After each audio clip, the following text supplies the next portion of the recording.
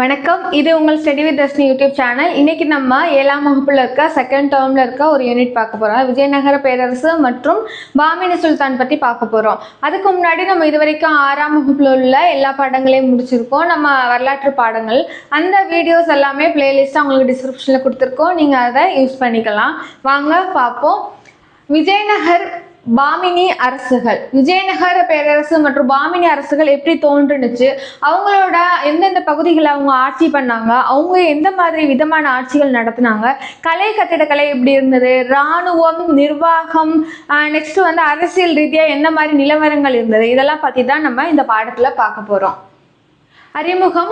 14ஆம் நூற்றாண்டுல இந்தியாவில் நிலவிய அரசியல் சூழல் காரணமாக தென்பகுதிகளில் பல புதிய அரசுகள் உதயமாவதற்கு ஒரு வாய்ப்பாக இருந்திருக்கு இந்த 14ஆம் நூற்றாண்டு. ஸோ இந்த 14ஆம் நூற்றாண்டு காலத்துல பாத்தீங்கன்னா லோடி மற்றும் சையது வம்சத்தினர் ஆட்சி பண்ணியிருப்பாங்க. அதை தொடர்ந்து என்ன ஆகும்னா நிறைய சுதந்திர அரசுகளா நிறைய சிற்றரசுகள் அறிவிச்சிருப்பாங்க. இது ஒரு வாய்ப்பா இருந்திருக்கும். ஏன்னா மையத்துல இருக்கிற ஒரு பெரிய ஒரு பேரரசு வீழ்ச்சி அடையும் பொழுது, வீழ்ச்சி நிலையில் இருக்கும்போது மற்ற சின்ன சின்ன குறுநில அரசர்கள் சிற்றரசுகள்லாம் சுதந்திர அரசர்களாக அறிவிப்பாங்க. ஸோ அந்த வகையில 14ஆம் நூற்றாண்டுல இதுல தென்னிந்தியா பகுதிகளில் உள்ளவங்களுக்கு ரொம்ப சாதகமாக இருந்திருக்கு. அதுக்கடுத்துதான் அந்த அரசர் யார் அப்படின்னா, அந்த மெயினான ஒரு அரசர் தான் முகமது துக்ளக் அடக்குமுறை. முகமது துக்ளக் அப்படிங்கிறது துக்ளக் வம்சத்தை சேர்ந்த டெல்லி சுல்தானியர்கள உள்ள ஒரு அரசர் தான் முகமது பின் துக்ளக். இவர் தான் கேபிட்டலை சேஞ்ச் பண்ணியிருப்பார், தௌலதாபாத். ஸோ தௌலதாபாத்ல திரும்ப டெல்லிக்கே திரும்ப போயிருப்பார். ஸோ அந்த தௌலதாபாத் சுற்றியுள்ள பகுதிகளில் தான் பாமினி அரசுகள் வரும். அதுக்கடுத்து தென்னிந்திய அரசுகள் அதுக்கு சுற்றியுள்ள பகுதிகளில் வரும். இதுல முகமது பின் துக்ளக்கோட அடக்குமுறை நடவடிக்கையினால என்ன ஆகுதுன்னா பல அரசுகள் தோன்றிருக்கு. அதுக்கடுத்துதான் இந்தியாவின் தெற்கே எந்தெந்த இந்தியாவில் தெற்கு பகுதியில் எது பார்த்தோம் அப்படின்னா விஜயநகரம், குல்பர்கா அல்லது பாமினி. குல்பர்கா பாமினிங்கிறது பாமினி அரசு தான் குல்பர்கான்னு சொல்லியிருக்காங்க. விஜயநகரம் பாமினி எழுச்சி பெறுது. இதுக்கடுத்துதான் எழுச்சி பெற்று மாபெரும் அரசுகளாக வருகிறது இந்த பாமினி மற்றும் விஜயநகர பேரரசுகள். இவங்க எந்தெந்த பகுதிகளை ஆட்சி பண்ணாங்க? விஜயநகர பேரரசு பாமினி வந்துட்டாங்க. சரி, எந்தெந்த பகுதிகளை ஆட்சி பண்ணாங்க அப்படின்னா, ஃபர்ஸ்ட் பாமினி அரசு மகாராஷ்டிரா மாநிலம் முழுவதும், நெக்ஸ்ட் கர்நாடகா, மகாராஷ்டிரா கர்நாடகாவில் சில பகுதிகளில் பாமினி அரசு ஆட்சி பண்றாங்க. இங்க 18 முடியரசர்களால் ஆளப்பட்டிருக்கு. ஸோ எத்தனை அரசர் பார்த்தோம்னா 18 அரசர்கள் ஆட்சி பண்ணியிருக்காங்க. காலம் பார்த்தோம்னா 180 ஆண்டுகள் நீடிச்சிருக்கு. இவ்வரசு 16ஆம் நூற்றாண்டுல, ஸோ 16ஆம் நூற்றாண்டு தொடக்கத்துல என்ன ஆகுதுன்னா சரியுது. 14ஆம் நூற்றாண்டுல எழுச்சி பெறாங்க. 16ஆம் நூற்றாண்டுல பாமினி அரசு வீழ்ச்சி அடையுது. அதுக்கப்புறமா என்ன ஆகுது அப்படின்னா விஜயபூர், அகமது நகர், கோல்கண்டா, பீடார், பிரார் என்ற ஒரு 5 பிரிவுகளா பிரியுது இந்த பாமினி பேரரசு. ஸோ இந்த 5 சுல்தானியங்களா பிரிஞ்சிருக்காங்களா? ஸோ விஜயநகரம் வலுவான அரசா அதுக்கடுத்ததான் விஜயநகர அரசு. விஜயநகர அரசு எப்படி ஒரு வலுவான அரசா ஒரு 200 வருஷம் ஆட்சி பண்ணியிருக்காங்க. ஸோ விஜயநகரோட செல்வமும் வளமும் அந்த அரசுக்கு எதிராக முஸ்லீம்கள் அரசுகள், அதாவது ஒருத்தவங்க நல்லா வளர்ந்து வராங்க, விஜயநகரம் பெரிய செல்வத்தோட வராங்க, அது என்ன ஆகுதுன்னா அதை பார்த்து இருந்த முஸ்லீம்கள், தக்காணத்தை சுற்றி இருந்த முஸ்லீம் அரசர்கள்லாம் ஒன்று சேர்ந்து இந்த விஜயநகரத்தை தோற்கடிக்கிறாங்க. ஸோ அது எந்த இடத்துல பார்த்தாலும் தலைக்கோட்டை என்ற இடத்துல போரோட பேர் தலைக்கோட்டை போர். தலைக்கோட்டை போர்ல விஜயநகரம் தோத்து போயிடுறாங்க. விஜயநகர பேரரசு நிறுவப்படுதல். விஜயநகர பேரரசு எப்படி நிறுவிருக்காங்கன்னா வெற்றியின் நகரம், அதாவது விஜயநகரம்ங்கிறது விஜயநகரம்னாலே விஜயம் அப்படின்னாலே வெற்றி. ஸோ வெற்றியின் நகரம் என்றறியப்பட்ட விஜயநகரம் யாருனால தோற்றுவிக்கப்படுது அப்படின்னா விஜயநகர பேரரசு ஹரிஹரர் புக்கர் என்ற 2 சகோதரர்கள் சேர்ந்து கர்நாடகத்தின் தென்பகுதியில் ஹரிஹரர் புக்கர் சேர்ந்து இந்த விஜயநகர பேரரசை தோற்றுவிக்கிறாங்க. ஸோ இதுக்கு என்ன காரணம்? ஏதோ ஒரு காரணம் இருக்குல்ல, இவங்க 2 பேர் ஏன் தோற்றுவிக்கிறாங்க அப்படின்னா ஒரு மெயினா ஒரு விஷயம் சொல்றாங்க. அது என்னன்னா வித்யாரண்யர்ங்கிற ஒரு மடத்தோட, அதாவது சிருங்கிப்பேரி என்ற சைவ மடத்தின் தலைவர் தான் வித்யாரண்யர். சிருங்கிப்பேரி என்ற சைவ மடத்தின் தலைவர் தான் வித்யாரண்யர். வித்யாரண்யர் நம்ம நாட்டை முஸ்லீம்கள் ஆட்சியிலேருந்து காப்பாற்றணும் அப்படின்னு சொல்லியிருப்பாரு. ஸோ அதை கேட்டுதான் ஹரிஹரர் புக்கர் என்ன பண்ணுவார் அப்படின்னா நாட்டை காப்பாற்றணும்னு சொல்லிட்டு விஜயநகர பேரரசை தோற்றுவிப்பாங்க. இது ஒரு வாய்மொழி மரபா நம்பப்படுது. அதுக்கடுத்துதான் இவங்க யார்? ஹரிஹரர் புக்கர். அதுக்கு முன்னாடி என்ன வேலை பார்த்துருந்தாங்க அப்படின்னா துக்ளக் அரசர்களிடம் பணி செய்து வந்திருக்காங்க. யாருன்னா ஹரிஹரர் புக்கர் வந்து துக்ளக் அரசர் இருக்காங்கல்ல, அவங்களுக்கு கீழே வந்து வேலை பார்த்துட்டு வந்திருக்காங்க. அதுக்கடுத்து தான் இந்த புதிய அரசு, இந்த விஜயநகர புதிய அரசு என்ன ஆகுதுன்னா இவர்களோட ஆன்மீக குருவான வித்யாரண்யருக்கு மதிப்பளிக்கும் விதத்துல வித்யாநகர், இந்த விஜயநகர் இதுக்கு முன்னாடி எப்படி பேரிட்டு இருக்காங்க அப்படின்னா வித்யாநகர் என வந்து பேரிட்டு இருக்காங்க. குறிப்பிட்ட ஒரு காலம் வரை இந்த வித்யாரண்யர் என்ற பெயர்னால அழைக்கப்பட்டிருக்கு. லேட்டரா என்ன ஆகுது அப்படின்னா இவ்வரசு விஜயநகர் என அழைக்கப்பட்டுள்ளது. இது என்ன கொடுத்துருக்காங்கன்னா விஜயநகருங்கிற அந்த வார்த்தை வந்து எதுலேருந்து வந்திருக்கு அப்படிங்கிறத நம்ம எவாலுவேஷன் கொடுத்துருக்காங்க. அதுக்கடுத்துதான் இவ்வரசானது சங்கம, சாலுவ, துளுவ, ஆரவீடு என்ற 4 அரச மரபுகளால் ஆளப்பட்டது. இந்த விஜயநகர பேரரசு 4 ஒரு அரச மரபுனால வந்து ஆளப்படுது. என்னன்னா சங்கம, சாலுவ, துளுவ, ஆரவீடு இந்த மரபுகளால் வந்து ஆளப்படுது. விஜயநகர அரசர்கள், பாமினி சுல்தான்கள், ஒடிசா, ஸோ இந்த 3 அரசர்களும் வந்து சண்டை போட்டுக்கிறாங்க. எதுக்கு அப்படின்னா கிருஷ்ணா துங்கபத்ரா நதிகளுக்கு இடையே உள்ள பகுதி, அதுக்கடுத்ததான் கிருஷ்ணா கோதாவரி நதிகளுக்கு இடையே உள்ள பகுதிகளை கைப்பற்றுங்கிறதுக்கு. இதில் யார் வந்து வெற்றி பெறாங்க அப்படின்னா சங்கமா வம்சத்தை சேர்ந்த ஹரிஹரர் புக்கர் வந்து வெற்றி பெறாரு ஆரம்பத்தில். இதுக்கடுத்துதான் என்ன ஆகுது அப்படின்னா இந்த விஜயநகர பேரரசு ஒரு வலிமைமிக்க பேரரசா வந்து கொண்டு வராங்க. இதுக்கடுத்தது ஒரு 10 வருஷம் கழிச்சுதான் பாமினி பேரரசு உருவாகி இருக்கு. ஒரு பாக்ஸ் கொடுத்துருக்காங்க. முதலாம் புக்கருடைய மகனான குமாரகம்பண்ணா மதுரை சுல்தானியத்திற்கு முற்றுப்புள்ளி வைத்ததோடு அங்கு ஒரு நாயக்க அரசை வந்து நிறுவுவதிலும் வெற்றி பெற்றிருக்காரு. குமாரகம்பண்ணாவின் மனைவி கங்காதேவி எழுதினதுதான் மதுரா விஜயம் என்ற நூல்.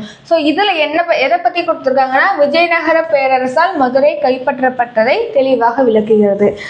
என்ன கொடுத்துருக்காங்கன்னா முதலாம் புக்கருடைய மகன், அதாவது முதலாம் புக்கருடைய மகன் வந்து குமாரகம்பண்ணா வந்து மதுரையை ஆட்சி பண்ண, மதுரையை சுல்தானியர்கள் மேலாதிக்கத்துல கொண்டு வந்திருப்பாங்க அலாவுதீன் கில்ஜி காலத்துல. ஸோ அப்படி கொண்டு வந்தது நீடிச்சிருக்கும். ஸோ அந்த உடைச்சு மதுரை சுல்தானியத்தை கைப்பற்றாரு குமாரகம்பண்ணா. கைப்பற்றிட்டு என்ன பண்ணியிருக்காரு அப்படின்னா அங்கே ஒரு நாயக்க அரசை வந்து கொண்டு வர. நாயக்க அரசுனா விஜயநகர பேரரசால் நிறுவப்பட்ட ஒரு அரசு. மதுரையில் நமக்கு தெரியும் திருமலை நாயக்கர் இவங்களாம் பற்றி நம்ம படிச்சிருக்கோம். ஸோ அந்த நாயக்க அரச வம்சத்தை நிறுவியிருக்கார். யாருன்னா குமாரகம்பண்ணா.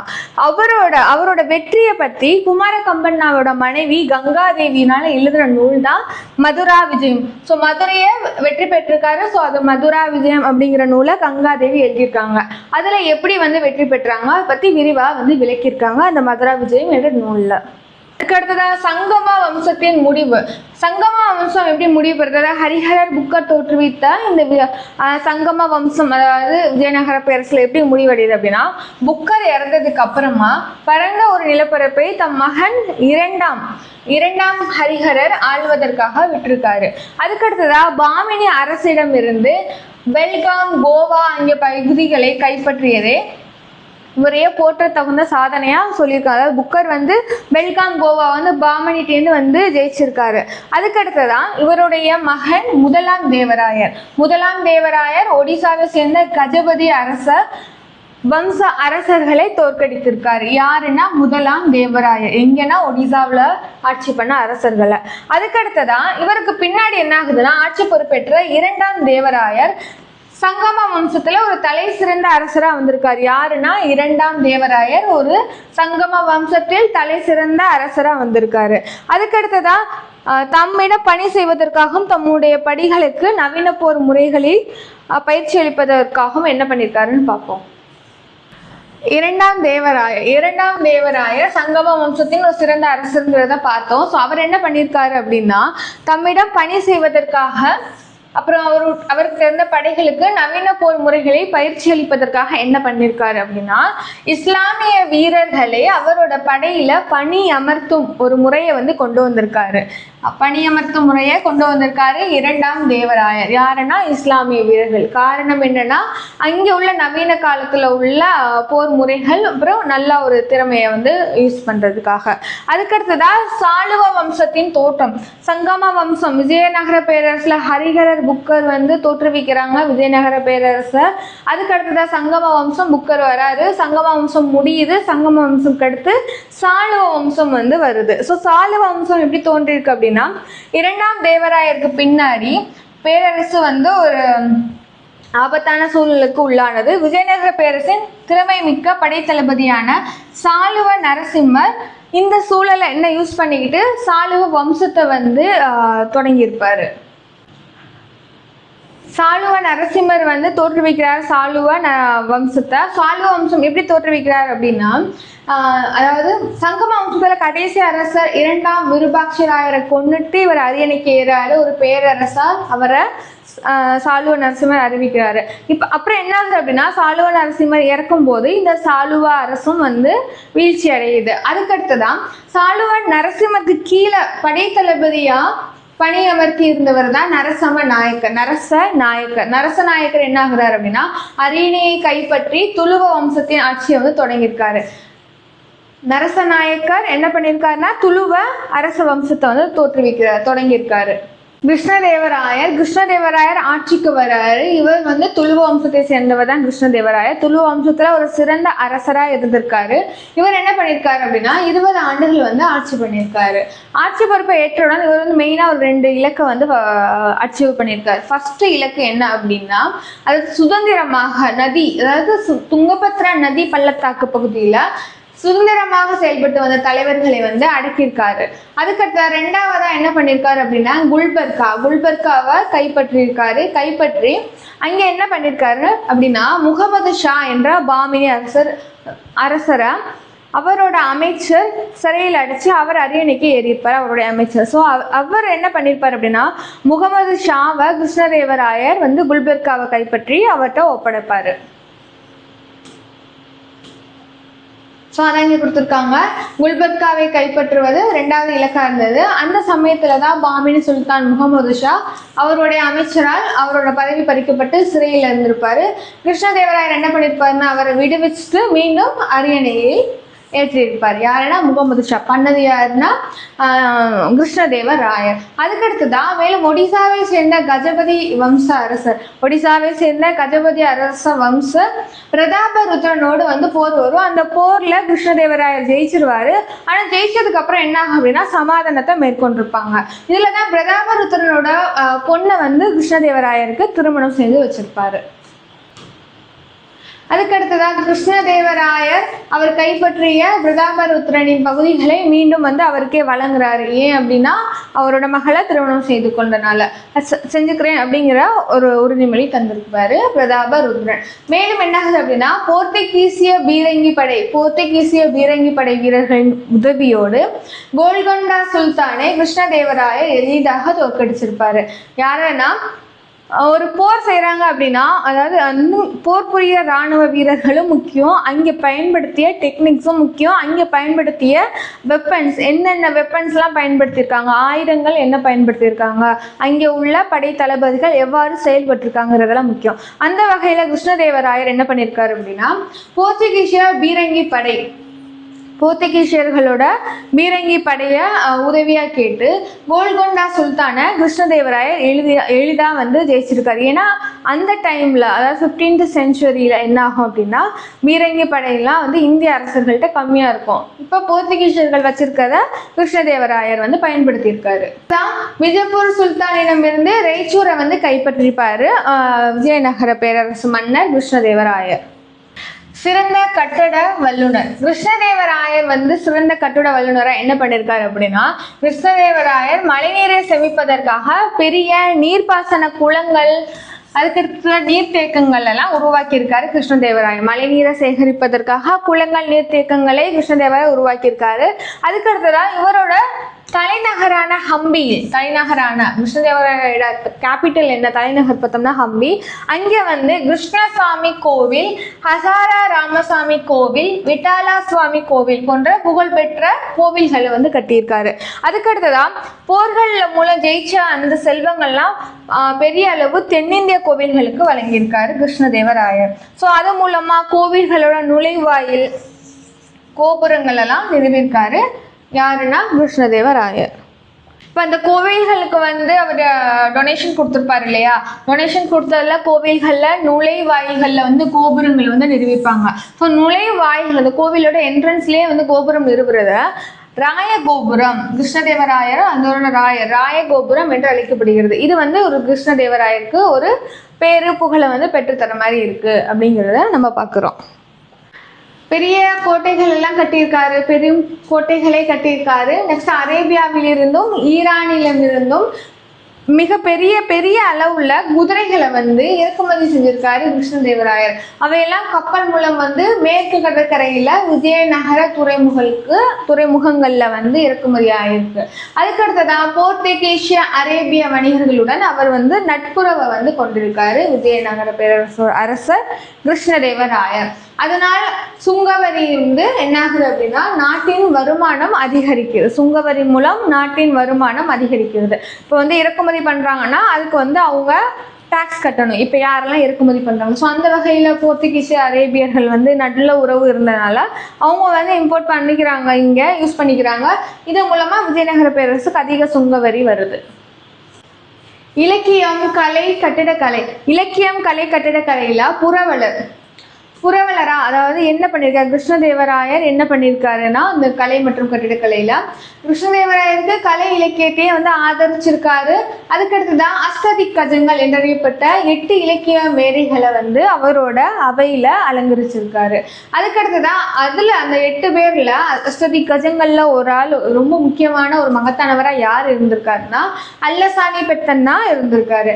அதுக்கடுத்துதான் இன்னொரு ஒரு ஆளுமை யாருன்னா தென்னாலி ராமகிருஷ்ணன். தென்னாலி ராமகிருஷ்ணன் என்று சொல்லியிருக்காங்க. அஷ்டதிக்கஜங்கள் வந்து யார் வச்சிருப்பாரு அப்படின்னா இந்த உங்களுக்கு கொஸ்டின் கேட்டாங்கன்னா அஷ்டதிக்கஜங்கள் என்ற அவையை கொண்டு இருந்த ஒரு அரசர் யார் அப்படின்னா ஆன்சர் என்னன்னா கிருஷ்ணதேவராயர். அவர் அவையில் இருந்தவங்கன்னா முக்கியமானவங்க அல்லசானி பெத்தன்னா தென்னாலி ராமன். தலைக்கோட்டை போரும் விஜயநகர பேரரசின் வீழ்ச்சியும். தலைக்கோட்டை போர்னால தான் என்ன ஆகும்னா விஜயநகர பேரரசு தோத்திருப்பாங்க, பாமினி வந்து வெற்றி பெற்றிருப்பாங்க. இங்க கிருஷ்ணதேவராயரை தொடர்ந்து அவருடைய இளைய சகோதரர் அச்சுதராயர் அடுத்த பொறுப்புக்கு வராரு. இவருடைய ஆட்சி காலத்திலும் இவருக்கு பின்னர் என்ன ஆகுதுன்னா அரியணை ஏறிய முதலாம் வேங்கடர் காலத்திலும் முக்கிய நிகழ்வுகள் வந்து எதுவும் நடக்கல. அதனால அதுக்கடுத்துதான் இவர்களுக்கு பின்னர் குறைந்த வயதை கொண்ட சதாசிவராயர் முடிசூட்டுகிறார். இப்ப கிருஷ்ணதேவராயருக்கு வந்தவங்க அரசர்கள் வந்திருக்காங்க. ஸோ அதுக்கடுத்துதான் முக்கியமான ஒரு அரசர் யாருன்னா சதாசிவராயர். ஒரு குறைந்த வயதிலே வந்து முடிசூட்டியிருக்காரு. பகர ஆளுநராக பொறுப்பேற்றிருந்த ராமராயர் பேரரசின் திறமை மிக்க தளபதியாக இருந்திருக்காரு. யாருன்னா ராமராயர். எங்க வந்து ஆளுநராக இருந்திருக்காருன்னா பகர ஆளுநராக இருந்திருக்காரு. அதுக்கடுத்துதான் சதாசிவராயருக்கு அரசு பதவி ஏற்கும் வயது வந்த பின்னரும் கூட அவரை பெருமளவிற்கு அரசராக வைத்து கொண்டு ராமராயரே வந்து உண்மையான நிர்வாகத்தை வந்து நடத்தியிருக்காரு. இப்போ சதாசிவராயர் வந்து ஆட்சிக்கு வந்திருக்காரு. ரொம்ப சின்ன வயசு அப்படின்னா அவர் முடிசூட்டியிருப்பார். பட் அவர் வந்து எல்லா டிசிஷன் எடுப்பாரா அப்படின்னா கிடையாது. அதுக்கு பதிலாக யார் எடுத்திருக்காருன்னா சதாசிவராயருக்கு பதிலாக ராமராயர் வந்து முடிவு எடுத்திருப்பாரு. இப்போ ராமராயர் வந்து இப்போ அந்த சதாசிவராயர் வந்து ஆட்சி எடுத்திருக்காருல, அவருக்கு வந்து ஒரு குறிப்பிட்ட வயது வந்துருச்சு, அரசராக அவர் முடிவெடுக்கலாம் அப்படிங்கிற ஒரு காலம் வரும்போது கூட ராமராயர் என்ன பண்றாரு அப்படின்னா அந்த அரச முடிவுகளை ராமராயரை எடுக்கிறாரு. சதாசிவராயருக்கு அந்த வாய்ப்பை கொடுக்கல. ஆனால் ஆக்சுவலாக யாரு கிங் அப்படின்னா சதாசிவராயர். அதுக்கடுத்துதான் இந்த சமயத்தில் என்ன ஆகுதுன்னா விஜயநகருக்கு எதிராக வந்து போர் புரிவதற்கு தக்கான அரசுகள்லாம் ஒன்று கூடி வராங்க. ஸோ தக்கான அரசு வருத ஒரு போர் தடுத்து சுல்தான்கள்லாம் வராங்க விஜயநகர பேரரசுக்கு எதிராக. இதில் தான் அந்த கூட்டுப்படைகள்லாம் சேர்ந்து 1525 தலைக்கோட்டை என்ற இடத்துல விஜயநகர படைகளை எதிர்கொண்டு ஜெயிக்கிறாங்க. அங்கே ராட்சச தங்கடி, அதாவது தலைக்கோட்டை போற ராட்சச தங்கடி என்றும் வந்து குறிப்பிடுறாங்க. இந்த போரில் விஜயநகரம் தோற்கடிக்கப்பட்டது. அதை தொடர்ந்து என்ன ஆகுதுன்னா நகரம் வந்து கொள்ளையடிச்சிருக்காங்க. நிறைய மனித படுகொலைகள் வந்து நடந்திருக்கு. இந்த அனைத்து கட்டடங்களும் அரண்மனைகளும் கோவில்களும் அழிக்கப்பட்டிருக்கு.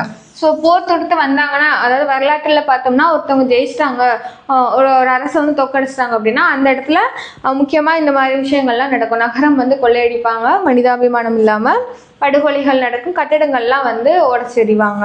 அதுக்கடுத்ததான் அழகிய சிற்பங்களும் நன்கு கலை நயம் மிக்க வேலைப்பாடுகள்லாம் சேதப்படுத்தப்பட்டிருக்கு. ஸோ இதோட இறுதியாக என்ன ஆகுதுன்னா விஜயநகர பேரரசு முடிவுக்கு வருது.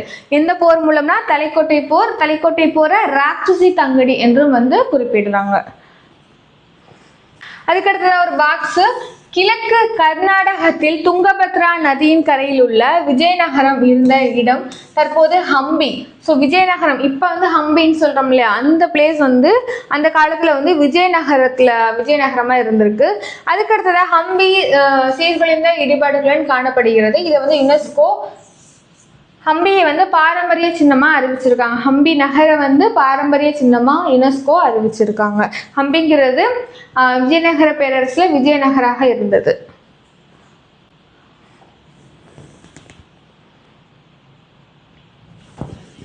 ஆரவீடு வம்சம். ராமராயர் போர்க்களத்துல கொன்னதுக்கு அப்புறமா, ராமராயர் யாருன்னா சதாசிவராயர் அரசரா இருப்பாரு. அவரை வச்சு இவர் வந்து ஆட்சி பண்ணிட்டு இருப்பாரு. ராமராயர் தான் மெயினான டிசிஷன் எடுத்திருப்பாரு. ஸோ ராமராயர் வரப்பதான் வந்து இந்த மாதிரி தலைக்கோட்டை போர் வரும். அதுல வந்து விஜயநகர பேரரசு தோற்கடிக்கப்படுது. ஸோ அதுல வந்து ராமராயர் இறந்ததுக்கு அப்புறமா சகோதரர் திருமலை தேவராயர் வந்து அரசர் சதாசிவராயருடன் தப்பிக்கிறாங்க. 2 பேரும் தப்பிச்சு போறாங்க. அதுக்கடுத்ததா திருமலை தேவராயர் எல்லா செல்வங்களையும் வந்து எடுத்துட்டு போயிட்டு எங்கே போய் அடையிறாரு அப்படின்னா சந்திரகிரியை போய் வந்து ரீச் பண்றாரு. அதுக்கப்புறம் என்ன பண்றாருன்னா ஆரவீடு வம்சத்துல ராமராயர் வந்து தலைக்கோட்டை போருக்கு அப்புறமா வந்து தலைக்கோட்டை போர்ல கொல்லப்படுறாரு. கொன்னதுக்கு அப்புறமா அவரோட சகோதரர் திருமலை தேவராயரும் அரசர் சதாசிவராயரும் தப்பிச்சு போறாங்க. தப்பிச்சு போறப்ப அந்த திருமலை தேவராயர் என்ன பண்ணியிருக்காரு, நிறைய செல்வத்தை எடுத்துட்டு போய் சந்திரகிரிக்கு சென்றிருக்காரு. சந்திரகிரியில சென்று அங்கே வந்து ஆரவீடு வம்சத்தை வந்து தொடங்கியிருப்பாரு. விஜயநகரத்துல வர ஒரு வம்சம் தான் ஆரவீடு, அதை தொடங்கியிருப்பாரு. அந்த ஆரவீடு வம்சத்தார் வந்து வெணுகொண்டாவை புதிய தலைநகரா உருவாக்கி நல்ல நிலையில வந்து ஆட்சி பண்ணிட்டு வராங்க. இங்க உள்ள உட்பூசல்கள் நடந்திருக்கு. அதே மாதிரி பிஜப்பூர் கோல்கொண்டா சுல்தான்களின் சூழ்ச்சினால என்ன ஆகுதுன்னா விஜயநகர அரசு மீண்டும் 1646 இறுதியாக வீழ்ச்சிட்டு இருக்கு. அதுக்கடுத்ததா விஜயநகர நிர்வாகம். விஜயநகர பேரரசு எப்படி நிர்வாகம் பண்ணியிருக்காங்க, எப்படி வந்து அந்த பகுதிகளை பிரித்து ஆட்சி பண்ணியிருக்காங்க, எந்தெந்த தலைவர்கள் எந்தெந்த நேமில் வந்து இருந்தாங்க அப்படிங்கிறத நம்ம பார்ப்போம். இப்போ அரச பதவி, அதாவது விஜயநகரத்தில் அரச பதவி எப்போதும் போலவே பரம்பரையாக இருந்திருக்கு. அதுக்கடுத்துதான் ஒருவர் இயற்கை எழுதிய பின்னர், அதாவது அரசர் இயற்கை எழுதிய பின்னர் அவரோட மூத்த மகன் ஆட்சிக்கு வருவார். அந்த ஒரு மரபும் வந்து ஃபாலோ பண்ணியிருக்காங்க. அதுக்கடுத்துதான் சில சமயங்களில் ஆட்சி செய்து வந்த அரசர்கள் தங்களுடைய வாரிசுகளின் பதவியேற்பு அமைதியாக நடைபெற வேண்டும் என்பதற்காக பட்டத்து இளவரசர்களை வந்து நியமிச்சிருக்காங்க. என்ன பண்ணியிருக்காங்கன்னா பட்டத்து இளவரசர்களை நியமிச்சிருக்காங்க. இருந்தாலும் ஒரு சில சமயங்கள்ல என்னன்னா முறைகேடான முறையில் அபகரிக்கப்பட்ட நிகழ்ச்சிகளும் வந்து நடந்திருக்கு.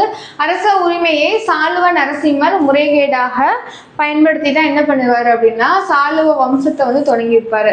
அரச பதவி ஏற்றவர் வயதில் சிறியவராக இருந்தாலும் நிர்வாக பணிகளை கவனிப்பதற்காக பகர ஆளுநர், அதாவது அரசராக வரவங்க சின்ன வயசா இருந்தா கூட பகர ஆளுநரை நியமனம் செஞ்சு அவங்களுக்கு கீழே வந்து ஆட்சி செய்கிற முறையை வந்து கொண்டு வந்திருக்காங்க. இப்போ என்ன பார்த்தோம் அப்படின்னா அரச பதவிங்கிறது பரம்பரையாக்கப்பட்டிருக்கும். அதே மாதிரி அந்த ஒரு அரசர் இறந்துட்டார் அப்படின்னா அவரோட மூத்த மகன் வந்து அரச பதவிக்கு வருவார். இப்போ அந்த அரசர் வந்து வரப்ப சின்ன குறைந்த வயதாக இருந்தது அப்படின்னா பகர ஆளுநரை நியமித்து அவங்களோட சப்போர்ட்ல அந்த அரசரோட ஆட்சி வந்து தொடங்கும். அதுக்கடுத்துதான் அவங்க அரச அமைப்பு அரியணை ஏற்றாங்கல்ல, வந்து அரியணைக்கு வராங்கல்ல, ஒரு அரசர் வராங்க அப்படின்னா அந்த பதவி ஏற்கிறது அமைதியா இருக்கணும்னு சொல்லிட்டு பட்டத்து இளவரசர்களை வந்து நியமிச்சிருப்பாங்க இந்த விஜயநகர பேரரசுல. அரசமைப்பு எப்படி இருந்திருக்கு அப்படின்னா பேரரசு பல்வேறு மண்டலங்களாக பிரிச்சிருக்காங்க, அதாவது மாநிலம். அதுக்கடுத்துதான் நாடுகளாக பிரிச்சிருக்காங்க, அதாவது மாவட்டம். ஸ்தலங்களாக நெக்ஸ்ட் லெவல் பார்த்தோம்னா ஃபர்ஸ்ட் மண்டலம் நாடுகளுக்கு எடுத்து ஸ்தலங்களாக வட்டங்களாக பிரிச்சிருக்காங்க. 4வதா கிராமங்கள் என பிரிக்கப்பட்டிருக்கு. முதல்ல மண்டலம், 2வது நாடுகள், நாடுகளுக்கு கீழே வந்து ஸ்தலங்களுக்கு கீழே கிராமங்களா வந்து பிரிச்சிருக்காங்க விஜயநகர பேரரசு. அதுக்கடுத்துதான் ஒவ்வொரு மண்டலமும் யாருக்கு கீழே வந்து இருந்திருக்கு அப்படின்னா மண்டலேஸ்வரா என்ற ஒரு பொறுப்புக்கு கீழே இருந்திருக்கு. அந்த பொறுப்பு வந்து ஆளுநர்னு சொல்லியிருக்காங்க. அதுக்கடுத்துதான் கிராம நிர்வாகத்தின் மிகச்சிறிய கிராமமே வந்து அந்த விஜயநகர பேரரசுல மிகச்சிறிய அழகாக இருந்திருக்கு. ஒவ்வொரு கிராமத்துலையும் பார்த்தோம் அப்படின்னா ஒரு கிராம சபை வந்து அமைக்கப்பட்டிருந்திருக்கு. அதுக்கடுத்த கிராமம் தொடர்பான விஷயங்கள கவுடா என்றழைக்கப்பட்ட கிராம தலைவர். ஒவ்வொரு கிராமத்திலையும் கிராம சபா இருக்கும். ஸோ அந்த கிராமத்தில் உள்ள விஷயங்கள்லாம் முடிவு செய்வதற்கு கிராம தலைவர் கவுடா வந்து நியமிக்கப்பட்டுள்ளார். அதுக்கடுத்ததா பேரரசின் இராணுவம் காலாட்படை, குதிரைப்படை, யானைப்படை ஆகிய பிரிவுகளாக கொண்டிருந்திருக்கு. ஸோ பேரரசோட இராணுவம் எப்படி இருந்திருக்கு அப்படின்னா அதுக்கு கீழே இராணுவத்துக்குள்ள காலாட்படை, குதிரைப்படை, யானைப்படை ஆகிய பிரிவுகள்லாம் இருந்திருக்கு. ராணுவம் வந்து நவீனமயமாக்கப்பட்டிருக்கு. அப்படின்னா விஜயநகர் காலத்துல படைகள் வெடிமருந்து ஆயுதங்களை பயன்படுத்தியிருக்காங்க. அதுக்கடுத்ததான் வெடிமருந்து ஆயுதங்களும் குதிரைப்படையும் ஒருங்கிணைக்கப்பட்டதால் இப்படை இந்தியாவில் அதிகம் அச்சுறுத்தக்கூடிய படையா இருந்திருக்கு. எதனால அப்படின்னா வெடிமருந்தை பயன்படுத்திய ஒரு காரணத்தினால. அதுக்கடுத்ததா பொருளாதார நிலை அக்கால உலகம் அறிந்திருந்த மிகவும் வந்து செல்வ செழிப்பா மிக்க ஒரு அரசுகளாக இருந்திருக்கு இந்த விஜயநகர பேரரசு. அதுக்கடுத்ததா 15ஆம் மற்றும் 16ஆம் நூற்றாண்டுல பேரரசோட வருகை, அது பேரரசுக்கு வருகை புரிந்த அயல்நாட்டு பயணிகள் தங்கள் பயண குறிப்புல இந்த பேரரசோட செல்வம் மேன்மை குறித்து வந்து புகழாரம் சூட்டியிருக்காங்க. அதாவது வெளிநாட்டு பயணிகள்லாம் வந்திருக்காங்க, அவங்களோட குறிப்புகள்ல விஜயநகர பேரரசு ஒரு சிறப்பான ஒரு நகராக இருந்திருக்கு அப்படிங்கிறது பாராட்டி சொல்லியிருக்காங்க. அதுக்கடுத்ததா விஜயநகர பேரரசுல வராகன் என்ற தங்க நாணயங்களை வந்து வெளியிட்டிருக்காங்க. வராகன் என்பது தங்க நாணயம். வெளியிட்டவங்க யார் அப்படின்னா விஜயநகர பேரரசுல வெளியிட்டிருக்காங்க. வேளாண்மையில வந்து சிறந்த நீர்ப்பாசன முறைகளை கடைபிடிப்பதன் மூலம் நாட்டின் வெவ்வேறு பகுதிகளில் வேளாண்மையை ஊக்குவிப்பதே விஜயநகர அரசர்களின் கொள்கையாக இருந்திருக்கு. என்ன சொல்றாங்கன்னா விஜயநகர அரசர்கள் முக்கியத்துவம் கொடுத்துருக்காங்க அந்த நீர்ப்பாசன வசதிகளை ஏற்படுத்துறது மூலமா என்ன ஆகும்னா வேளாண்மையை ஊக்குவிக்கணும் அப்படிங்கிற ஒரு கருத்தை மையமா கொண்டு விஜயநகர அரசர்கள் வந்து நீர்ப்பாசன முறைகளை வந்து கடைபிடிச்சிருக்காங்க. அதுக்கடுத்துதான் இந்த வேளாண்மை வந்து முன்னேற்றம் அடையணும் அப்படின்னு சொல்லிட்டு நில சுமந்தார்கள் என்ன பண்ணியிருக்காங்கன்னா கோவில்களிலும் நீர்ப்பாசனத்திலும் முதலீடு வந்து செஞ்சிருக்காங்க. நில சுவந்தார்கள் முதலீடுகளை கோவில் மற்றும் நீர்ப்பாசனத்துல வந்து முதலீடு பண்ணியிருக்காங்க. போர்த்துகீசிய கட்டுமான கலைஞர்களின் உதவியுடன் மிக பெரும் ஏரி கட்டப்பட்டதாக பாரசீக பயணியான அப்துல் ரசாக் வந்து குறிப்பிட்டிருக்காரு. அப்துல் ரசாக் என்பவர் யாருன்னா பாரசீக பயணி. இவரோட குறிப்புல விஜயநகர பேரரசு காலத்துல பெரிய ஏரி எல்லாம் கட்டிருக்காங்க. ஸோ இது வந்து யாரை வச்சு கட்டியிருக்காங்க அப்படின்னா போர்த்துகீசிய கட்டுமான கலைஞர்களோட உதவியோட கட்டியிருக்காங்க அப்படின்னு ஒரு குறிப்பு வந்து நமக்கு தெரிய வருது. அதுக்கடுத்துதான் ஏரியிலிருந்து நகரின் பல பகுதிகளுக்கு ஏரி நீரை கொண்டு செல்வதற்கு ஏதுவாக கால்வாய்கள் கட்டியிருக்காங்க. ஸோ அந்த ஏரியிலேருந்து நீரை நகரங்களுக்கு எடுத்துட்டு கால்வாய் கட்டியிருக்காங்க. அதுக்கடுத்ததா பல்வகைப்பட்ட வேளாண் பண்டங்கள் பெருமளவு வந்து இருப்பு வச்சிருக்காங்க. ஸோ வேளாண் பண்டங்கள் வேளாண்மையில கிடைச்ச நிறைய உபரி என்ன பண்ணியிருக்காங்க அப்படின்னா இருப்பா வச்சிருக்காங்க, சேகரித்து வச்சிருக்காங்க. குடிசை தொழில்கள்ல விஜயநகரின் வேளாண்மை உற்பத்திக்கு அதனுடைய பல வகையான குடிசை தொழில்கள் வந்து உதவி இருக்கு. ஸோ வேளாண் உற்பத்திக்கு அதனுடைய பல வகையான குடிசை தொழில்கள் உதவி புரிஞ்சிருக்கு. அவற்றுள் மிக முக்கியமான குடிசை தொழில் என்ன சொல்றாங்க அப்படின்னா நெசவு தொழில், சுரங்க தொழில், உலோக தொழில், இதெல்லாம் வந்து முக்கியமான தொழில்களாக இருந்திருக்கு. அதுக்கடுத்துதான் கில்டுகள் என்றழைக்கப்பட்ட தொழில்சார் அமைப்பு வந்து இருந்திருக்கு. கில்டு அப்படின்னா அதாவது கோஆப்ரேட்டிவ் மாதிரி. இப்போ நிறைய குரூப்ஸ் ஒரே வணிகம் செய்கிற குரூப்ஸ் எல்லாம் சேர்ந்து, அதாவது இப்போ வந்து மண்பாண்டம் செய்கிறாங்க அப்படின்னா மண்பாண்டம் செய்கிறவங்க எல்லாரும் சேர்ந்து ஒரு கில்டாக வந்து செட்டப் பண்ணிப்பாங்க. இப்போ ஏதாவது ஒன்று பேசணும் இல்லை ஏதாவது ஒன்று வேணும் அப்படின்னா அரசிட்ட டிமாண்ட் பண்ணணும் அப்படின்னா இந்த கில்டுகள் வந்து போய் கேட்பாங்க. ஸோ கில்டுகளுக்கு தலைவர்களும் இருப்பாங்க. ஸோ இந்த அமைப்பு மூலம் என்ன ஆகும் அப்படின்னா தொழிலை வந்து நல்லா வளர்த்து கொண்டு போக முடியும். ஸோ அப்படிதான் இந்த கில்டுகள் வந்து செயல்பட்டுருக்கும். அதுக்கடுத்துதான் இந்த கில்டுகளில் எந்தெந்த வகையான கில்டு இருந்திருக்கு அப்படின்னா கைவினை குடிசை தொழில்கள் முறைப்படுத்தியிருக்காங்க. கைவினை கலைகளுக்கும் வர்த்தகர்களுக்கும் தனித்தனியே வந்து கைவினை பண்ணுறவங்களுக்கும் வர்த்தகர்களுக்கும் தனித்தனியே கில்டுகள் இருந்திருக்கு. அதை வந்து குறிப்பிடுறாரு அப்துல் ரசாக் வந்து அவரோட குறிப்புகளை குறிப்பிட்டிருக்காரு. வாணிகம் எப்படி இருந்திருக்கு விஜயநகர பேரரசுல அப்படின்னா உள்நாட்டு கடற்கரையோர கடல் கடந்த வணிகம், உள்நாட்டு கடற்கரையோர மற்றும் கடல் கடந்த வணிகம் வந்து நல்லா செலுத்தவங்க இருக்கு. இவ்வணிகம் சீனாவில் இருந்து வந்த பட்டு, மலபார் பகுதியை சேர்ந்த வாசனை பொருட்கள், பர்மாவில் இருந்து பெறப்பட்ட பொருட்கள் என பல பொருட்களை வந்து வியாபாரம் அதாவது வாணிகம் நடந்திருக்கு. பாரசீகம், தென்னாப்பிரிக்கா, போர்ச்சுகல், அரேபியா, சீனா, தென்கிழக்காசிய நாடுகள், இலங்கை ஆகிய நாடுகளிடம் விஜயநகரம் வந்து வாணிகம் வந்து மேற்கொள்ளப்பட்டிருக்கு. அதுக்கான ஆதாரங்கள் நிறைய கிடைச்சிருக்கு. அதுக்கடுத்துதான் இலக்கிய பங்களிப்பு. விஜயநகர பேரரசு எப்படி இலக்கியத்துக்கு வந்து பங்களிச்சிருக்காங்க அப்படிங்கிறத நம்ம பார்க்குறோம். இப்போ விஜயநகர அரசர்கள் வந்து ஆதரவுள்ள சமஸ்கிருதம், தெலுங்கு, கன்னடம், தமிழ் போன்ற மொழிகள் வந்து வளர்ந்துருக்கு. அதுக்கடுத்ததான் சமயம் மற்றும் சமயம் சாரா நூல்கள், ரிலீஜியஸ் பற்றி, அப்புறம் சமயம் இல்லாத வேற தலைப்புகள் பற்றி நிறைய நூல்கள் எழுதியிருக்காங்க.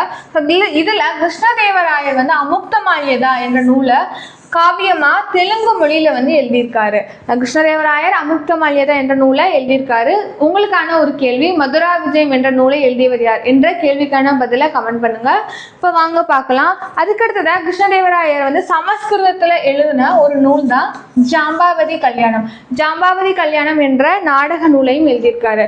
அதுக்கடுத்ததான் பாண்டுரங்க மகாத்தியம் என்ற நூலை தென்னாலிராமன் எழுதியிருக்காரு. ஸ்ரீநாதர், பெத்தண்ணா, ஜக்கம்மா, துக்கண்ணா போன்ற புலவர்கள்லாம் சமஸ்கிருத, பிராகிருத மொழிகளில் எழுதப்பட்ட நூல்களும் என்ன இருக்கு அப்படின்னா தெலுங்கு மொழியில மொழியாக்கம் செஞ்சிருக்காங்க. அதுக்கடுத்ததா ஒரு பாக்ஸ் கொடுத்துருக்காங்க. இதுல அமுக்தமால்யதா கிருஷ்ணதேவராயர் எழுதின நூல். இதுல தெலுங்கு இலக்கியத்தின் தலை சிறந்த படைப்பாக கருதப்படுகிறது இந்த அமுக்தமால்யதா.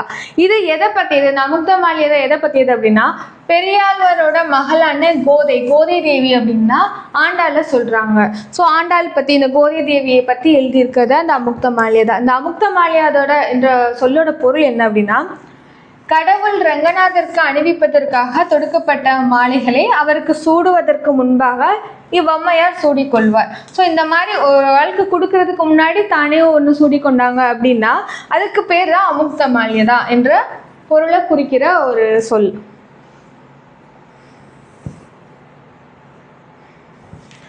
கட்டடக்கலைக்கு செய்த பங்களிப்பு. கட்டடக்கலைக்கு விஜயநகர பேரரசு என்ன பண்ணியிருப்பாங்க? முதல்ல பார்த்தா நிறைய கோவில்கள் நிறைய கட்டியிருப்பாங்க, ராய கோபுரங்கள் எல்லாம் கட்டியிருப்பாங்க. அந்த வகையில் இங்கே கோவில் கட்டுமான நடவடிக்கைகளே ஒரு புதிய பாணியை வந்து கொண்டு வந்திருக்காங்க. அந்த பாணி என்னன்னா விஜயநகர பாணி என்று அழைக்கப்படுகிறது. விஜயநகர பேரரசுல கட்டின கோவில்கள்லாம் விஜயநகர பாணியை வச்சு கட்டியிருக்காங்க. அந்த பாணி பேர் என்னன்னா விஜயநகர பாணி. ஸோ இந்த விஜயநகர பாணியில் பெரும் எண்ணிக்கையிலனா அதிகமான தூண்கள்லாம் வந்து இடம்பெற்றிருக்கும், பெரிய தூண்கள். அதுக்கடுத்ததான் சிற்ப செதுக்க வேலைப்பாடுகள் வந்து முக்கியமானதாக இருக்கும். அதுக்கடுத்ததான் விஜயநகர பாணியில் தனித்துவ அடையாளங்களாக இதெல்லாம் திகழ்ந்திருக்கு. அந்த செதுக்கல் வேலைகள் மற்றும் அந்த பெரும் தூண்கள், பல தூண்களை வந்து கொண்டு வந்திருப்பாங்க. அதுக்கடுத்ததான் கோவில்களில் செதுக்கப்பட்ட விலங்குகளில் குதிரைகள் வந்து அதிகம் இடம் வந்து பெற்றிருக்கும் இந்த விஜயநகர பேரரசுல. அதுக்கடுத்துதான் மேலும் சிறப்பு நிகழ்வுகளின் போது கடவுள்களை காட்சிப்படுத்துவதற்காக உயர்ந்த மேடையுடன் கூடிய மண்டபங்கள் அல்லது திறந்த வெளி அரங்குகள் வந்து கட்டப்பட்டிருக்கு. அதாவது மண்டபங்கள் கட்டியிருக்காங்க, அதுக்கடுத்ததான் திறந்த வெளி அரங்குகள்லாம் கட்டியிருக்காங்க. அதுக்கடுத்ததான் இக்கோவில்களில் விரிவான அளவில் அழகிய செதுக்கல் வேலைப்பாடுகள், ஸ்கல்ப்சர்ஸ்லாம் வந்து நல்லா வந்து அழகிய செதுக்கல்லாம் கொண்டு வந்திருக்காங்க. நிறைந்த தூண்களாக, அந்த தூண்கள் ஃபுல்லாக இந்த ஸ்கல்ப்சர்ஸ் வந்து அதிகமாக இருக்கும். அதுக்கடுத்துதான் விஜயநகர பேரரசுல கல்யாண மண்டபங்கள் அந்த ஒரு ஃபீச்சர்ஸ் வந்து காணப்படுகிறது. அது பாமினி அரசு நிறுவப்படுதலும் ஒருங்கிணைக்கப்படுதலும் எப்படி வந்திருப்பாங்க அப்படின்னா துக்ளக் வம்சத்தை சேர்ந்த ஒரு அரசர் தான் முகமது பின் துக்ளக். அவர் வந்து கேபிட்டலை தௌலதாபாத்துக்கு மாத்திட்டு ரிட்டர்ன் வந்து டெல்லிக்கு போயிருப்பாரு. அந்த சமயத்துல தௌலதாபாத், தென்னிந்தியாவில இருந்து அந்த தௌலதாபாத் தேவகிரிங்கிற பகுதியை சுற்றியுள்ள பகுதிகளை பாமினி வந்து ஒரு அரசராக, சுதந்திர அரசராக அறிவிச்சிருப்பாரு. ஸோ அந்த அரச வம்சம் பார்த்தோம்னா பாமினி அரச வம்சமாக எழுச்சி பெறும். இதுல 1347 அலாவுதீன் ஹசன் கங்கு எனவும் அறியப்பட்டிருக்காரு. அலாவுதீன் ஹசன் வந்து ஹசன் கங்கு எனவும் அறியப்பட்டிருக்காரு. தௌலதாபாத் நகரை கைப்பற்றி பாமன் ஷா என்ற பெயரில் சுல்தானாக அறிவிச்சிருப்பாரு. அலாவுதீன் ஹசன் பாமன் ஷா என்ற பெயரில் சுல்தானா அறிவிச்சிருக்காரு. டெல்லி சுல்தான் முகமது பின் துக்ளக்கிற்கு எதிராக துருக்கிய அதிகாரி மேற்கொண்ட கலக நடவடிக்கை ஏனைய படைத்தளபதிகளும் வந்து ஆதரிச்சிருக்காங்க. எதுக்கு எதிராக வந்து இப்போ போர்க்கொடி தூக்கி எப்படி வந்து இவர் ஆட்சி அமைச்சிருப்பார் அப்படின்னா துக்ளக்கு தான், அதாவது முகமது பின் துக்ளக்கு எகென்ஸ்டா தான். அதுக்கு நிறைய துருக்கிய அதிகாரிகளை வந்து சப்போர்ட் பண்ணியிருக்காங்க. அதுக்கு அடுத்ததான் 2 ஆண்டுகளில் அலாவுதீன் ஹசன் பாமன் ஷா தனது தலைநகரை எங்கே மாத்துறாரு அப்படின்னா குல்பர்காவிற்கு வந்து தலைநகரா மாத்துறாரு ஹசன் பாமன் ஷா. அதுக்கு பின்னாடி என்ன ஆகுது அப்படின்னா குல்பர்காவிலும் அதை சுற்றியுள்ள பகுதியிலும் ஒரு அரசை நிறுவுவதில் சிரமங்கள் வந்து அதிகமாக பார்த்துருக்காங்க. ஸோ என்ன ஆகுது, 1429 தலைநகரை மீண்டும் பீடாருக்கு மாற்றுறாரு. இவர் அதாவது முகமது பின் சிமிலர் டு முகமது பின் துக்ளக், அவரும் இதே மாதிரி தௌலதாபாத் மாற்றிட்டு திரும்ப டெல்லிக்கு போவார். அதே மாதிரி ஒரு குல்பர்காவிற்கு போகிறாரு, அங்கே ரொம்ப டிஃபிகல்ட்டாக இருக்கும். திரும்பவும் பீடாருக்கே வந்து தலைநகரை மாற்றிருக்காரு பாமன் ஷா. பாமினி வம்சத்தில் மொத்தம் 18 அரசர்கள் வந்து இருந்திருக்காங்க. மொத்தம் 18 அரசர்கள் இடம்பெற்றிருக்காங்க. அலாவுதீன் ஹசன் பாமன் ஷா காலம் 1347 1358.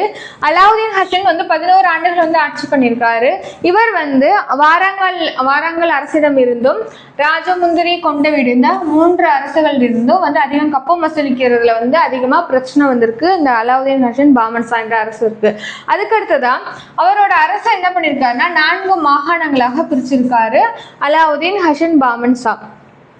தராஃப், அதாவது அவை வந்து எப்படி அழைக்கப்படுது அப்படின்னா தராஃப் என்ற 4 மாகாணமா பிரிச்சிருக்காரு அவரோட அரசை. அந்த அரசுல வந்து ஒவ்வொரு மாகாணம் தராஃப் வந்து என்ன அழைக்கப்பட்டுள்ளது.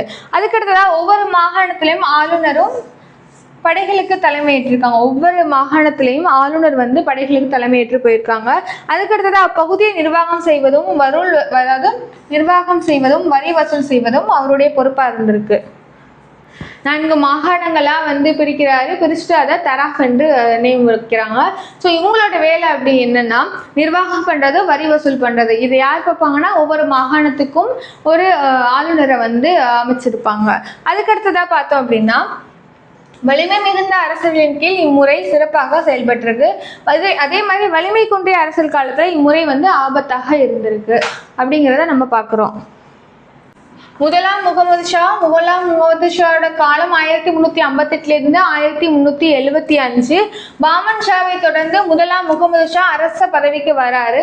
அதுக்கடுத்துதான் விஜயநகரோடு அவர் மேற்கொண்ட 2 போர்களில் எந்த ஒரு யூஸும் இல்லை. அதுக்கடுத்துதான் 1368 வாரங்கல் அரசரோட போரிட்டு இருக்கார். ஸோ அது மூலமா கோல்கொண்டா கோட்டை, பச்சை கலந்த நீலவண்ணம் கற்களால் செய்யப்பட்ட சிம்மாசனத்தையும் கோல்கொண்டா கோட்டையும் வந்து கைப்பற்றிருக்கு. அப்புறமா அதுக்கப்புறமா மெயினாக ஒரு விஷயம் என்ன சொல்றாங்கன்னா இந்த சிம்மாசனம் வந்து பாமினி சுல்தான்களின் அரியணையாக மாற்றிருக்காங்க. எந்த சிம்மாசனம்னா பச்சை கலந்த நீலவண்ண கற்களால் செய்யப்பட்ட சிம்மாசனம். இது வந்து மேப்ல இது வந்து பர்ஹான்பூர், தேவகிரி, பிரார், அகமது நகர், பீடார், வாரங்கால், குல்பர்கா, பிஜப்பூர், எய்ச்சூர், தோப், தலைக்கோட்டை இதெல்லாம் வந்து பாமினி வந்து ஆட்சி பண்ண பிளேசஸ். இதை பார்த்தோம் அப்படின்னா விஜயநகர் ஆட்சி பண்ண பிளேசஸ். ஸோ மெயினான ஏரியா பார்த்தோன்னா ஹம்பி, சிருங்கேரி, ஹலபேடு, காஞ்சிபுரம், மதுரை, தஞ்சாவூர், பெனுகொண்டா, திருப்பதி பகுதியெல்லாம் வந்து விஜயநகரம் வந்து ஆட்சி பண்ணியிருக்காங்க.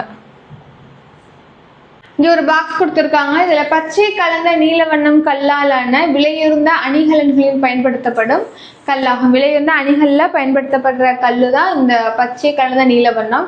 இது பாரசீக அரசர்களின் அணிகலன்களால் அலங்கரிக்கப்பட்ட சிம்மாசனங்களில் இத்தகைய வண்ணக்கல்லால் ஆன அரியணையும் ஒன்றாக இருந்திருக்கு. யாருன்னா பாரசீக அரசர்கள் அணிகலன்களில் பயன்படுத்தப்பட்ட இந்த கற்கள். அதுக்கடுத்ததான் பிர்தௌசி அவரோட நூலான ஷானாமா, பிர்தௌசியோட நூல் ஷானாமாவில் இந்த கல்லை பற்றி சொல்லியிருக்காங்க. கோல்கொண்டா கோட்டை எதுக்கு சிறப்பு பெற்றது அப்படின்னா ஒளி தொடர்பான கட்டிடக்கலைக்கான அந்த அம்சத்துக்கு பெயர் பெற்றது இந்த கோல்கொண்டா கோட்டை. இந்த கோட்டையிலிருந்து மிக உயரமான இடம் பாலஹிஷார். இந்த கோட்டையில மிக உயரமான இடம் வந்து பாலஹிஷார். தர்பார் மண்டபத்திலிருந்து குன்றோட கீழே அமைந்திருக்க ஒரு அரண்மனைக்கு ஒரு சுரங்கப்பாதையாக இருப்பதாக சொல்லப்படுகிறது. ஸோ இந்த கோல்கொண்டா கோட்டையில ஒரு சுரங்கப்பாதை இருக்கு, அதை பற்றி சொல்லியிருக்காங்க. முதலாம் முகமது ஷா பாமினி அரசுக்கு ஒரு முக்கியமாக ஒரு வலுவான ஒரு அடித்தளத்தை வந்து அமைச்சு கொடுத்துருக்காரு. யாருன்னா முதலாம் முகமது ஷா. அவருடைய அரசு அமைப்பு முறையானது பாமினி அரசு வந்து 5 சுல்தானியங்களாக சிதறுண்ட பின்னரும் தொடர்ந்து இருந்திருக்கு. யார் காலத்தில் பார்த்தோன்னா முதலாம் முகமது ஷா. அவர் குல்பர்காவில் இருந்து 2 மசூதிகளை கட்டியிருக்காரு. குல்பர்காவில் 2 மசூதிகளை வந்து கட்டியிருக்காரு. 1367 கட்டி முடிச்சதுக்கப்புறம் முதல் மசூதி பார்த்தோம் அப்படின்னா மகா மசூதி. அதுக்கடுத்ததான் இதோட அளவு வந்து கொடுத்துருக்காங்க, இதோட அடி என்ன, உயரம் என்னன்னு. அதுக்கடுத்ததான் இம்மசூதி மேல் விதானத்தோடு கூடிய முற்றத்தை கொண்டிருக்கிறார். அந்த கட்டிடத்தோட ஃபீச்சர்ஸ் பற்றி சொல்லியிருக்காங்க. அதுக்கடுத்ததான் பெரும் எண்ணிக்கையிலான அரேபியர், துருக்கியர்கள், குறிப்பாக பாரசீகர்கள் தக்காணத்திற்கு குடிபெயர்ந்து வந்திருக்காங்க பாமினி காலத்துல.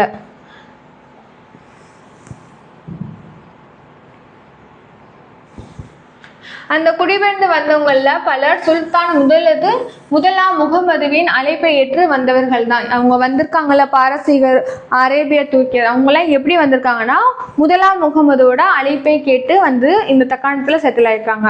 அதுக்கடுத்ததான் இவங்க தலைமுறைகளின் காலத்தில் அங்கே வந்து ஒரு இஸ்லாமிய கலாச்சாரம் வளர்வதற்கு இது ஒரு முக்கியமான காரணமா இருக்கு. இஸ்லாமிய கலாச்சாரம் தக்காண பகுதியில் வளர்றதுக்கு காரணமா முதலாம் முகமது ஷா இருந்திருக்காரு. பாமினி அரசர் முதலாம் முகமது ஷாவுக்கு பின் வந்த அரசர்கள் பார்க்குறோம். ஸோ முகமதுவை தொடர்ந்து அவருடைய மகன் முஜாஹித் வந்து பதவி வராரு. முகமதுக்கு அடுத்து யார் வராருன்னா முஜாஹித் பதவிக்கு வராரு. ஆனால் விஜயநகருக்கு எதிரான போரை முடித்து கொண்டு குல்பர்கா திரும்பிய போது வந்து இறந்து போயிறாரு, கொலை செஞ்சுறாங்க. அதுக்கடுத்துதான் முகமதோட மாமனார் சதி செய்தவரான தாவூத் என்பாரின் சகோதரின் மகன் இரண்டாம் முகமது என்ற பெயரில், அதாவது தாவூத் என்பவரோட மகன் தான் இரண்டாம் முகமது. முகமது வந்து என்ன பண்றாருன்னா அரியணைக்கு வந்து வராரு.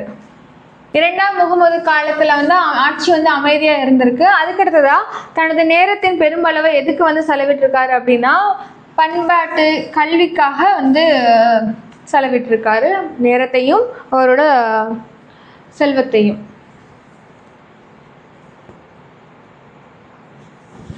பாமினி அரசு விஜயநகர அரசுக்கு இடையே துங்கபத்ரா கிருஷ்ணா நதிகளின் வளமான பகுதிகளை கைப்பற்றுவதற்காக விஜயநகர பேரரசும் பாமினி அரசுமே வந்து ஃபைட் பண்ணிட்டு இருப்பாங்க. இதுல வந்து கடைசியா வந்து பாமினி அரசு வந்து ஜெயிச்சிருப்பாங்க. ஸோ அந்த வளமான பகுதியில கைப்பற்றுறதுக்கு அதிகமா போர் நடந்துட்டே இருக்கும். குறிப்பா பார்த்தோம் அப்படின்னா மாலவம் குஜராத்லேருந்து அச்சுறுத்தல் வந்துட்டு இருந்திருக்கு. அதுக்கடுத்ததான் 85 ஆண்டுகள் இடைவெளிக்கு பின்னர் என்னாகும் அப்படின்னா குறிப்பிட்டு சொல்லும்படியான அரசராக மூன்றாம் முகமது ஷா, அதில் ரொம்ப முக்கியமான ஒரு குறிப்பிட்டு சொல்ற மாதிரி ஒரு அரசரா மூன்றாம் முகமது ஷா வராரு. இதுக்கடுத்துதான் மூன்றாம் முகமது ஷா 19 ஆண்டுகள் வந்து ஆட்சி புரிந்திருக்காங்க. இந்த காலகட்டத்தில் அரசோட பிரதம அமைச்சராக குறிப்பிடத்தகுந்த ஆளுமைகள் முகமது கவான் வந்து விளக்கியிருக்காரு. ஸோ இவருக்கு கீழே வந்து ஆளுமைகள், அதாவது அமைச்சர்களை மிக முக்கியமான ஒரு ஆளுமையா வந்து முகமது கவான் வந்து விளங்கியிருக்காரு. பாமினி அரசுல உள்ள 8 அமைச்சர்கள் பத்தி கொடுத்துருக்காங்க. ஃபர்ஸ்ட் பார்த்தோம் அப்படின்னா வக்கீல் உல் சுல்தானா அல்லது அரசின் பிரதம அல்லது முதலமைச்சர் என்று ஒரு பதவி இருந்திருக்கு. இவர் வந்து அரசருக்கு அடுத்த நிலையில இருந்திருக்காரு, இந்த வக்கீல் உல் சுல்தானா என்ற அதிகாரிகளாக. அதுக்கடுத்தது பேஷ்வா என்ற பதவி நாட்டோட பிரதம மந்திரியோடு இணைந்து செயல்பட்டிருக்காரு. அதுக்கடுத்ததா வஷிரி குல் ஏனைய அமைச்சர்களின் பணிகளை மேற்பார்வையிட்டிருக்காரு. மற்ற அமைச்சர்கள் என்ன பண்ணியிருக்காங்கிற வேலை யார் பார்க்குறாருன்னா வஷிரி குல் பண்ணியிருக்காரு. அதுக்கடுத்து அமீரி ஜும்லா வந்து நிதி அமைச்சரா இருந்திருக்காரு. நஷீர் என்ற பதவி வந்து உதவி நிதி அமைச்சரா இருக்கிற ஒரு பதவி. அதுக்கடுத்து வஷீர் இ அசாரப் வந்து வெளித்துறை அமைச்சராக இருக்கிற ஒரு பதவி தான் வஷீர் இ அசாரப். அதுக்கடுத்து கொத்தாவால் என்ற பதவி பார்த்தோம் அப்படின்னா காவல்துறை தலைவர் மற்றும் நகர குற்றவியலை வந்து கண்காணிக்கிறவராக இருப்பாங்க. அதுக்கடுத்துதான் சதாரி ஜஹான் வந்து யாருன்னா தலைமை நீதிபதியா இருக்கிற பொறுப்பு தான் இந்த சதாரி ஜஹான். அதுக்கடுத்ததான் சமயம் மற்றும் அறக்கட்டளையோட அமைச்சராக இந்த சதாரி ஜஹான் வந்து விளங்கியிருக்காங்க. இந்த அரச பதவி இருந்திருக்கு. ஸோ முகமது கவான் ஒரு அமைச்சராக இருந்ததில் முக்கியமான ஒரு ஆளுமை வந்து முகமது கவான். ஸோ இந்த முகமது கவான் என்ன பண்ணுறாருன்னா இவர் வந்து பேசிக்காக பிறப்புனால பாரசீகத்தை சேர்ந்தவர் தான் முகமது கவான். இவர் இஸ்லாமிய கோட்பாடுகளிலும் பாரசீக மொழியிலும் கணிதத்திலும் வந்து ரொம்ப புலமை பெற்றவராக இருந்திருக்காரு. அதுக்கடுத்துதான் முகமது கவான் உரைநடை எழுத்தாளராக இருந்திருக்காரு, நல்ல கவிஞராகவும் இருந்திருக்காரு, ரொம்ப படிச்சவராக இருந்திருக்காரு. அதுக்கடுத்ததா மேகமையிலும் இராணுவ அறிவு நுட்பத்திலும் வந்து ஒரு முக்கியமான ஒரு இடத்துல இருந்திருக்காரு. அதனால என்ன ஆகுதுன்னா பாமினி அரசர் மூன்றாம் முகமது வந்து இவரை வந்து பணியமர்த்திருப்பார். யாருன்னா பாமினி அரசர் மூன்றாம் முகமது, இவருக்கு கீழே முகமது கவானை பணியமர்த்தியிருக்காரு, அவரோட திறமையை கண்டு வியந்து. அதுக்கடுத்துதான் இவரை வந்து பிரதம அமைச்சராக பணியாற்றியவர் பாமினி அரசரின் வளர்ச்சிக்கு பெரும் பங்களிப்பு செஞ்சிருக்காரு. பாமினி அரசு வளர்றதுக்கு இந்த முகமது கவான் பெரும் பங்களிப்பு செஞ்சிருக்காரு. கவான் தமது இராணுவ நடவடிக்கைகளுக்கும் நிர்வாக சீர்திருத்தங்களுக்கும் பெயர் பெற்றவராக இருந்திருக்காரு. அதுக்கடுத்ததாக பாரசீக வேதியியல் வல்லுநர்களை அழைத்து வெடிமருந்து தயாரிக்கிறதுல அதை பயன்படுத்துறதுல படையினருக்கு வந்து என்ன பண்ணியிருக்காருன்னா பயிற்சி அளிச்சிருக்காங்க. அதுக்கடுத்ததாக பெல்காமில் நடைபெற்ற விஜயநகருக்கு எதிரான போரில் அவர் வெடிமருந்தை முகமது கவான் வந்து பயன்படுத்தியிருக்காரு. ஸோ இது வந்து என்னன்னா வெடிமருந்துங்கிறது ஒரு அட்வான்டேஜஸ். அதுக்கடுத்ததாக அடிக்கடி அரசர்களைப் போலவே நடந்து கொள்ளும் மாகாண ஆளுநர்கள். ஸோ மாகாண ஆளுநர்கள் அவங்க வேலையை பார்க்காம அரசர்கள் மாதிரி நடந்திருக்காங்க. அதனால அவங்கள கட்டுப்படுத்தி நிர்வாகத்தை மேம்படுத்துறதுல முகமது கவான் முக்கிய பங்கு அளிச்சிருக்காரு. அதுக்கடுத்ததான்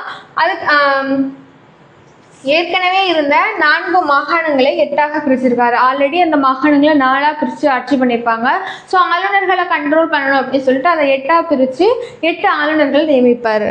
மாகாணங்களில் இருந்த சில மாவட்டங்களே ஒரு மத்திய அரசு நேரடி நிர்வாகத்துக்கு கீழே கொண்டு வந்திருக்காங்க. சில மாவட்டங்களில் நேரடி நிர்வாகத்தின் கீழ் கொண்டு வந்திருக்காங்க முகமது கவான். அதுக்கடுத்து மாகாண ஆளுநர்களின் இராணுவ வலிமையை கட்டுக்குள் வைக்கிறதுக்காக என்ன பண்ணியிருக்காருன்னா, ஒவ்வொரு ஆளுநர் ஒரு கோட்டையை மட்டும் வச்சிருக்கலாம், அதாவது ஒரு ஆளுநர் ஒரு கோட்டையை மட்டும் வச்சிருக்கலாம் அப்படின்னு சொல்லிட்டு உத்தரவு போடுறாரு. மற்ற கோட்டைகள்லாம் அரசர்களோட டைரக்ட் கண்ட்ரோல்ல இருக்கும். அதுக்கடுத்ததா ஊதியத்திற்கு பதிலாக என்ன பண்ணியிருக்காருன்னா, நிலங்களை பெற்ற உயர் அதிகாரிகளை கண்ட்ரோல் பண்ணுறதுக்கு என்ன பண்ணியிருக்காருன்னா, ஊதியம் கொடுக்கறதுக்கு பதிலாக என்ன பண்ணியிருப்பாங்க, ஊதியத்துக்கு பணமாக கொடுக்காம நிலங்களை கொடுத்துருப்பாங்க. ஸோ நிலங்களை கொடுக்குறப்ப பிரச்சனை வந்திருக்கும். அதனால என்ன பண்ணியிருக்காரு முகமது கவான், வரவு செலவுகளை குறித்து சுல்தானுக்கு தெரிவிக்கணும், அந்த அக்கௌண்ட்டை நீங்கள் காமிக்கணும் அப்படின்னு சொல்லியிருக்காரு. அதுக்கடுத்ததாக கவானால் அறிமுகம் செய்யப்பட்ட நிர்வாக சீர்திருத்தங்கள் அரசின் திறனை என்ன இருக்கு அப்படின்னா மேம்படுத்தியிருக்கு. ஆனால் பிராந்திய தலைவர்களின் அதிகாரங்களை குறைச்சிருக்கு. ஸோ இவர் நிர்வாகத்தில் ஒரு சீர்திருத்தம் கொண்டு வந்தது அரசரோட பதவியை அதிகரிச்சிருக்கு. ஆனால் அந்த ஆல்ரெடி இந்த அதிகாரிகளாக இருந்தாங்கல்ல, ஸோ அவங்களோட பவர் கம்மியாயிருக்கு. அதுக்கப்புறம் பார்த்தோம் அப்படின்னா, தக்காணத்தை சுற்றியுள்ளக்கும் இடையே ஏற்கனவே நிலவிய பகைமையை தீவிரமடைச்சிருக்கு. ஸோ அதிகமாக என்ன ஆகுதுன்னா, பகைமை அதிகமாக வளருது மற்ற அதிகாரிகள்கிட்ட தக்கான பகுதிகளில்.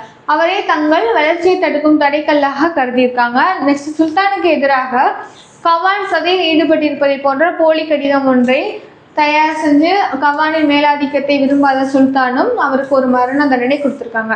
அதாவது முகமது கவான் நல்ல விஷயம் பண்ணியிருக்காரு, ஆனால் இவர் ஒரு சதி வேலை பண்ணுறாரு அப்படின்னு சொல்லிட்டு ஒரு போலி கடிதத்தை அந்த தக்காணத்தில் உள்ள ஆளுநர்கள்லாம் உருவாக்கி அதனால என்ன பண்ணுவார்னா, முகமது கவான் உண்மையில் தப்பு தான் பண்ணுறாருன்னு சொல்லிட்டு மரண தண்டனை முகமது கவானுக்கு அந்த அரசர் விதிச்சிருப்பாரு. ஸோ இதில் முகமது கவான் இறந்து போயிடுவார். பாமினி அரசின் சரிவு. கவான் தூக்கிலிடப்பட்டதால் அரசின் முதுகெலும்பு என கருதப்பட்ட பல வெளிநாட்டு பிரபுக்கள் தக்காணத்திலிருந்து விட்டு வெளியேறி தங்கள் பகுதிகளுக்கு திரும்ப செல்ல தூண்டியிருக்கு.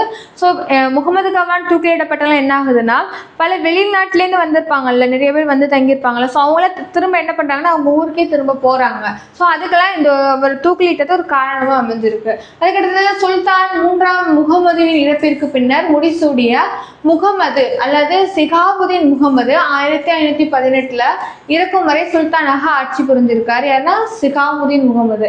அவருடைய நீண்டகால ஆட்சியை அரசு சிதைய போவதற்கு செயல்பாடுகள் தொடங்கியதை சுட்டிக்காட்டின. அவருக்கு பின்னர் பதவியேற்ற 4 சுல்தான்களும் திறமையற்றவராக இருந்திருக்காங்க. ஸோ 3ஆம் முகமது இறந்துறாரு. அதுக்கப்புறமா சிகாபுதீன் முகமது வராரு.